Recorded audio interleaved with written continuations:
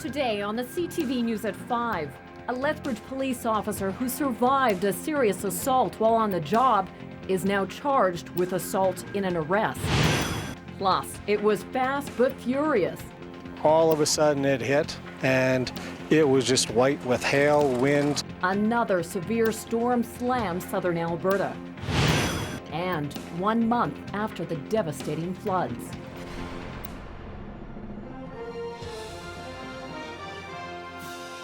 CTV News with Jackie Scantlebury.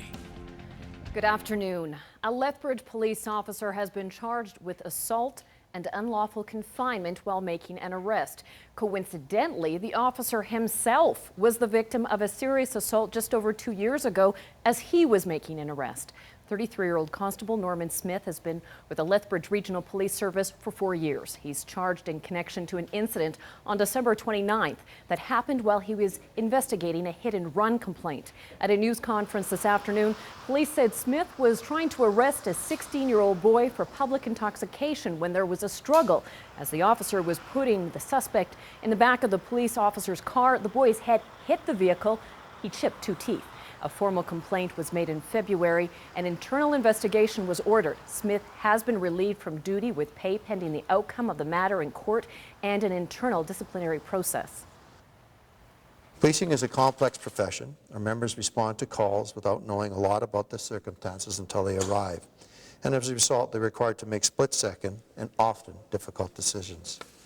The responsibility entrusted to us to carry out our duties is not something we take lightly. And we understand the public demands that we be held to a higher standard. As chief of police, I'm supportive of all members of the Lethbridge Regional Police Service, and I'm confident the justice system will sort out the facts of this case and reach the appropriate resolution. In February of 2011, Constable Smith was badly beaten while making an arrest. He was rushed to Calgary Hospital with serious head injuries, broken nose and cuts. Aaron Head and Raymond Asham both pleaded guilty to aggravated assault of a police officer and were sentenced to 33 months in prison. Smith is scheduled to appear in court September the 9th. For many southern Albertans, it's been a day of cleaning up after yet another nasty storm. Some people are claiming that parts of Lethbridge were hit by a twister last night, but Environment Canada is calling the storm a storm burst, which is part of a supercell that passed through southern Alberta. The storm didn't last long, but it carried a powerful punch. We have 2 reports tonight. The first is from Terry Vogt. The storm hit West Lethbridge first. The clouds were dark and it moved quickly, and then it was completely white out. I mean, I've never seen anything like it in my life. The 140-kilometer-per-hour winds, hail, and lashing rain knocked down concrete fences and left parts of Paradise Canyon in shambles.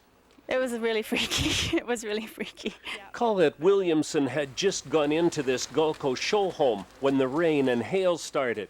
Next thing I knew, I had a crash and I came out and the door was blown in pretty much, and it pretty much blew right to the back of the show home. Part of a wooden sign smashed through the front glass of the show home office and tore off parts of the attic and roof.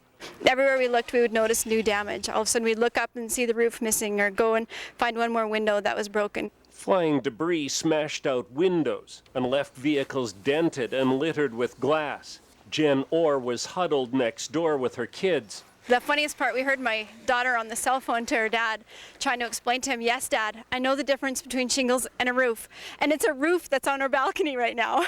The storm tumbled construction trailers and small buildings, tore off shingles, battered homes, and flooded the streets. And as it headed southwest, it wreaked more havoc, leaving a trail of broken and uprooted trees, downed power lines, and damaged property. In our neighborhood in Fairmont, it was just like somebody took a machine gun to all the houses on the west sides, the homes. Near the county of Lethbridge Airport, the Field of Dreams RV lot was looking more like a field of nightmares. We looked out the windows. There were trailers shaking due to the wind. The rain was coming down in torrents, and then we ended up hearing just a loud bang, and a few of them in a row. Some residents believe the damage could have been caused by a twister, but that has not been confirmed.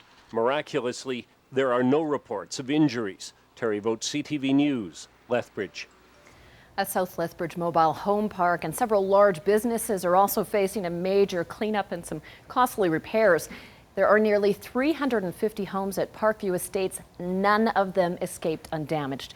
And nearby at stores like Home Depot, Walmart, and Superstore, garden supplies and shopping carts were scattered like toys. Jeanette Roche was back today surveying the scene. Instead of manning cashiers and stocking shelves, these Superstore employees spent their morning as part of a cleanup crew. Wednesday night's storm blew through the parking lot, knocking over shopping cart structures and damaging the garden center. Across the street, the Walmart sign now sits in the grass off of Mayor McGrath Drive after being blown from the signpost.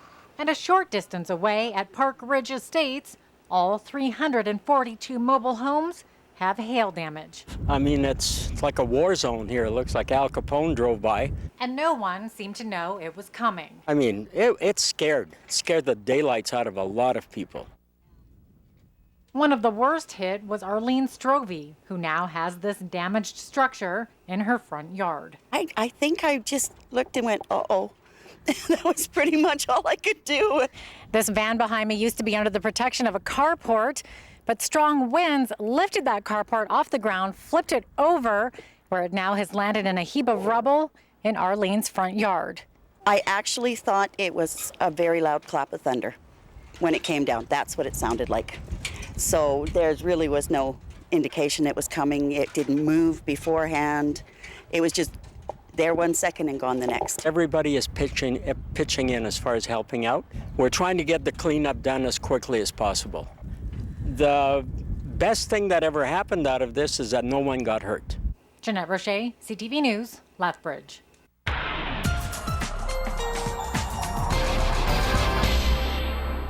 Dory Rossiter.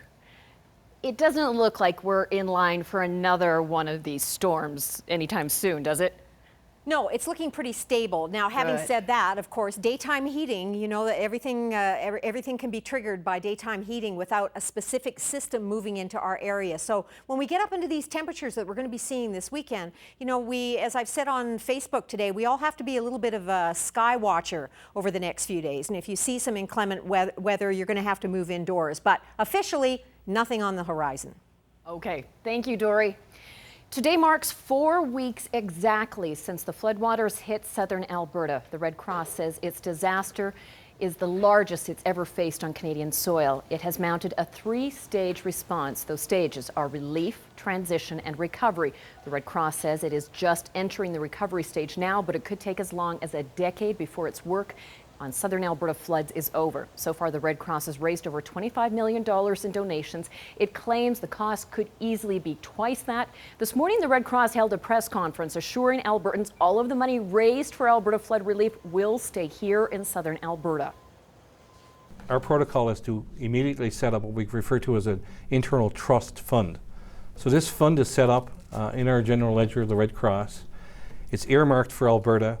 All monies received in and all monies out come through that fund. So no money is used out of that fund for the Red Cross.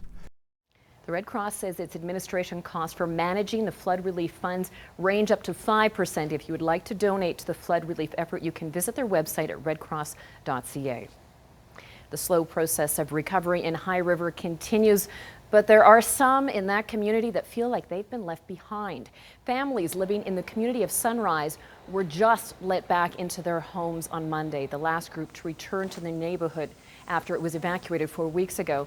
But they say that it's been too hazardous to let volunteers in to help, so only family members and close friends are allowed in. Shannon Penner and her kids have been doing all the cleanup since Monday, and frustration is building.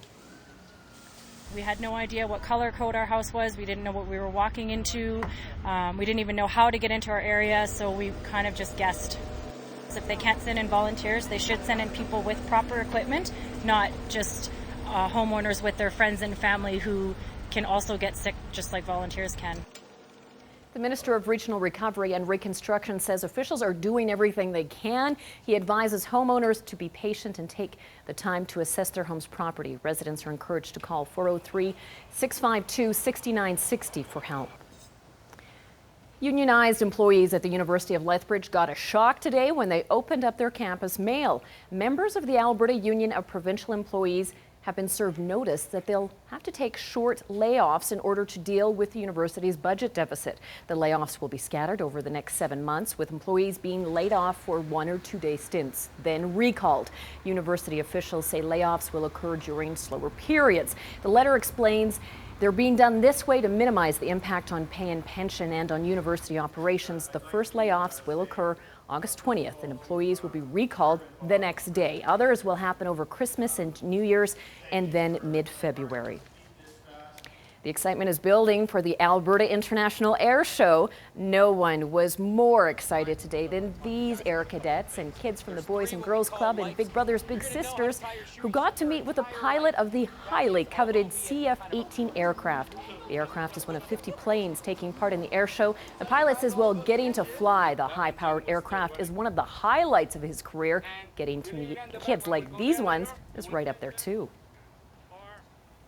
The kids are the best. Be able to inspire a kid, whether it's only one out of the group that you saw this morning, it makes it all worthwhile.